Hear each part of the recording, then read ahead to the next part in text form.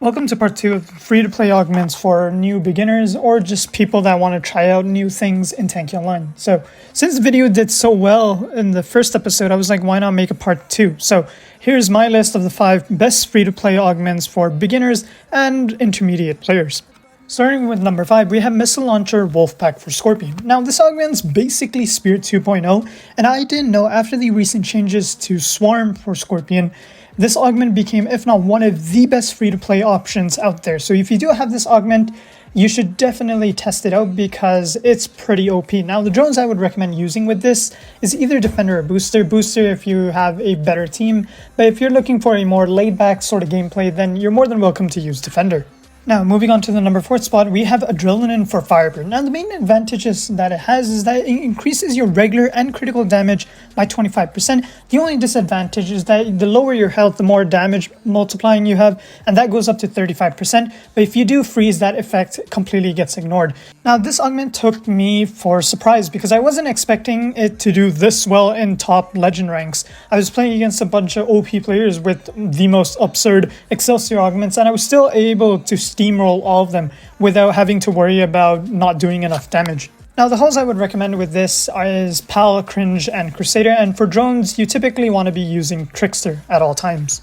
Now, moving on to the number 3 spot, we have Shortband Emitter for Chef. Now, every YouTuber does mention this augment being super OP, but what makes it super OP is that 30% arcade damage, where your regular shot just does far more damage, and also the critical damage is increased. So it's definitely a win-win. The only problem is that your reload is slightly increased, but let's be honest, if you're doing 1500 every single shot, a slight increase in reload wouldn't be all too bad. Now, the drones I would highly recommend using is Booster, and any hull basically works with it. Hovering hulls are typically better because you could slide around and shoot your arcade shot without having to stop abruptly with tracked hulls. Now, coming in the number 2 spot, it is Slugger for Hammer. Now, there's far too many advantages for you not to be using this augment. First of all, the main thing, a 50% range increase for Hammer after the range nerf that Hazel did, which was completely stupid. Or, well, not Hazel generally, but the Tanki developer team that decided nerfing Hammer's range was a good idea. But this would definitely make it a lot more viable in the current meta. You wouldn't have to get all too close with the enemy. Now, drones I would highly recommend using is Defender and Booster. You could also use Trickster, assuming that you're playing with Hopper, but if you're going to be using Hopper, you need Lifeguard. If you're not playing it without Lifeguard, it's going to be quite hard to deal with. The best hulls you could possibly use is Hopper and Crusader. Now, moving on to the number 1 spot, it is going to Scout for Railgun. Now, this augment has never been mentioned as a good free-to-play option in any YouTuber's video, so I might be the first one to ever say this, but this augment is extremely underrated. The fast reload and the slight decrease in damage isn't so bad if you pair it with Booster.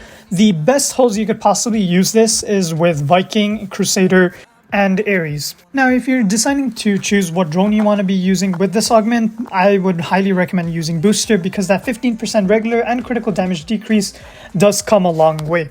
Now, to wrap up this video, this is more so for people that say free-to-play augments aren't that good, and there's a lot of disagreement with that because some free-to-play augments like Cyclone are still being used in most parkour fighting videos or whatnot, and they have still cemented themselves being OP. It's just that they're a lot harder to play with, and there's a huge skill ceiling when it comes to playing with free-to-play augments in legend lobbies. Yes, the amount of Excelsior and Camper and Pulsar has definitely dramatically increased over the course of this year, but I feel like these augments are still somewhat decent and still somewhat viable, and they are pretty underrated, so most people don't expect you to do all too well with these augments. And that basically wraps up the video. Thank you guys so much for watching. If you want a part 3 of this, I'm more than welcome to that once again. As for always, I'll see you guys all in another one. Peace.